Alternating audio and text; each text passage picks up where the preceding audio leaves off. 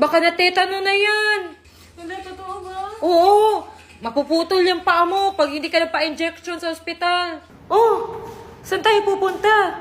Pupunta ka tayo hospital, naka-inject ako. Babi, sure ba to? Sugat lang yan, papa-hospital ka pa. Sabi ko sa tiyo, mamatay daw ako, makapagpitatas daw. Manda ka na, puputulin yung paa mo. Kapuputulin yan. Saan si Bobby? Nasa labas. A few moments later.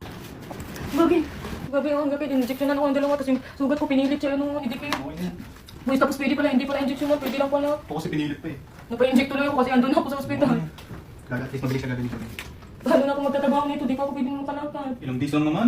Pinagkakait mo yung pahinga sa sugat mo. Hindi yan, magpahinga muna. Kaya nga, bahala ka dyan, mapuputol na talaga yung paa mo. Pahinga mo muna yan, kaysa mamagayan.